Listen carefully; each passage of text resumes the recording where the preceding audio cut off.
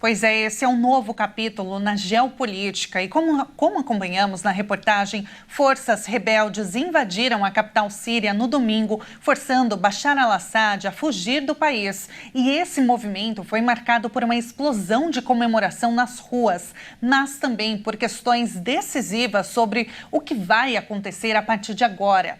E entender tudo isso demanda estudo e análise de um especialista. E é por isso que a gente vai falar agora com o professor Ricardo Rios, mestre em Relações Internacionais. Bom dia, professor. Seja muito bem-vindo.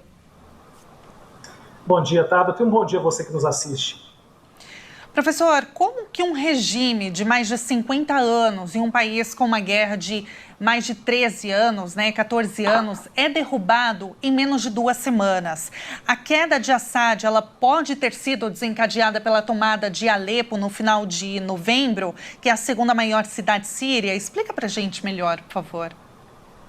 Tabata, é uma situação muito estranha e inédita, né? Quando as primeiras notícias surgiram, naturalmente se pensou, bom, a Rússia vai voltar a apoiar o regime Assad, eles vão explodir Alepo mais uma vez e o regime volta ao controle de Assad. Só que isso não aconteceu, foi um momento muito estranho lá dentro. Os relatos que chegam dizem, inclusive, que tropas do governo simplesmente não demonstraram nenhuma resistência. Entregaram as armas para os rebeldes, entregaram as instalações militares e foram embora. Então é muito estranho todo esse processo que aconteceu lá na Síria. Né? Uma coisa que a gente tem que analisar também é que a perda da força que mantinha Assad no poder, que era Irã, Hezbollah e Rússia, impactou diretamente nesse momento aqui, tanto que na semana passada já havia algumas negociações entre os 3 governos para que Assad deixasse o poder e entregasse o país nas mãos dos rebeldes, que são vários grupos hoje que lutam pela liderança do Estado sírio. Pois é, é muito complexo, professor, entender todo esse movimento. E aí, falando de grupos rebeldes que você mencionou, a ofensiva, ela foi liderada por Abu Mohamed al-Julani, que é o chefe do grupo islamista HTS. Quem são, professor, quem são esses rebeldes que tomaram o poder da Síria? Bom, o HTS ele surge juntamente com a Primavera Árabe, na Síria, dentre os vários grupos que tentaram derrubar o governo Assad lá em 2011, e ele não conseguiu. Então, para se manter forte e continuar lutando contra o governo Assad, ele decidiu se associar à Al-Qaeda, do Osama Bin Laden. Só que o que aconteceu? A partir de 2016, 2017, eles fizeram aquilo que a gente chama na comunicação de rebranding, né? Vamos mudar a nossa marca, vamos mudar o nosso espírito para ganhar apoio internacional. Então, eles decidiram sair da Al-Qaeda, mas ainda são um grupo extremista, um grupo islâmico extremista, com uma visão muito religiosa. Então, até o momento, a gente não sabe como será a posição do HTS, da sua liderança, em frente ao governo. Uma coisa é certa, provavelmente o HTS ainda vai ter que brigar com outros grupos que existem na Síria pela liderança do país. Então, o que vem nos próximos dias é mais guerra civil lá no país. Essa disputa pelo poder, professor? Agora, com a queda do Assad, a Síria, ela está efetivamente livre? É claro que, como você mencionou, nos próximos dias a gente vai acompanhar toda a repercussão da queda do Assad, essa disputa entre os grupos rebeldes, mas em questão do regime ditatorial de 50 anos de Assad, a Síria, ela está livre? Não, definitivamente não. Porque, como o próprio primeiro-ministro disse e o próprio Assad pediu, vamos fazer uma transição pacífica de poder. Porém, a partir do momento que entra um grupo considerado terrorista, que é o caso do HTS, que tem ligações tácitas com a Al-Qaeda, provavelmente você vai ter uma ditadura aí, se não for do HTS, de outro grupo que consiga se impor dentro do território sírio. E, claro, a partir de agora, existem vários movimentos de interesse na Síria. Você tem o Irã, você tem Israel, você tem a Turquia, você tem o próprio Estados Unidos, que domina parte do oeste da Síria. Então você tem vários países que vão querer aí um pedaço de dominância no território sírio. Agora, Por quase uma década, professor, foi o poder de fogo russo, né, que manteve Bashar al-Assad no poder. O que vai acontecer agora com as bases russas?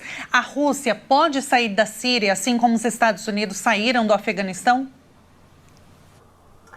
Olha, excelente pergunta, Tabata. Ainda é um pouco precipitado falar do que vai acontecer com as bases russas lá na Síria, porque, do ponto de vista geopolítico, a Síria é um ponto muito bom, ele é estratégico, ele está no meio do Oriente Médio, faz ligação com vários países de interesse da Rússia, então a gente não sabe o que vai acontecer, né? Os noticiários da Rússia já mostram que é possível que haja essa saída, porque o foco russo agora é na Ucrânia, né?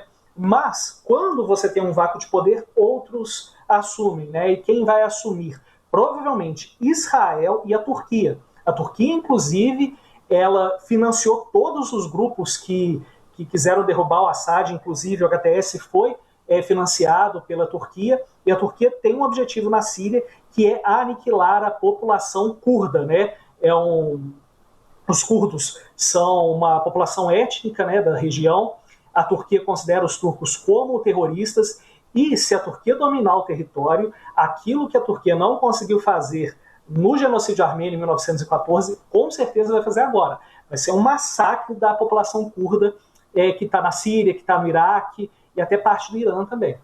Então, há possibilidade, há riscos de todo esse problema que a gente está vendo na Síria, essa escalada de tensão subir ainda mais, aumentar ainda mais, então invadir outros territórios, professor? Com certeza, se a Turquia vir condições para aniquilar a existência dos curdos na região, ela vai fazer o possível e o impossível para terminar esse processo que já começou aí por volta de 2013, 2014. Agora, última pergunta, professor, como que fica o prestígio, aliás, de Vladimir Putin? Bom, o Putin se mostra como um parceiro que não é confiável. Veja só que ele conseguiu abandonar o Assad em 2 semanas, mesmo recebendo Assad em Moscou, né? O Assad está refugiado em Moscou, mas ele é um parceiro que não é confiável, porque no momento que você precisa, o backup de segurança russo não é entregue, então como que você vai confiar em Vladimir Putin, né? O Putin ainda tem muita força em algumas regiões da África, né? Houve um vácuo de poder aí durante a pandemia que o Putin conseguiu se colocar como um parceiro confiável, mas aí a grande pergunta é, até que ponto Putin realmente é confiável para cuidar da segurança do seu país? O que a gente viu na Síria é que ele não é confiável para isso. Perfeito, professor. Olha, muito obrigada pela entrevista, pela sua análise. Foi um prazer aqui te ouvir e entender melhor tudo isso, né, que está acontecendo na Síria, porque, como eu mencionei, é muito complexo, mas com a sua análise, com o seu olhar, fica muito mais fácil de entender. Obrigada, professor, e até uma próxima. Disponha, Tabata, e apenas para completar rapidamente, e é um aviso muito importante para o público que nos assiste. O fato de termos um grupo hoje no poder não significa que as disputas entre grupos vão acabar. Elas vão continuar e nas próximas semanas a gente vai ver como isso vai continuar. Então, bom dia para você e a todos que nos assistem.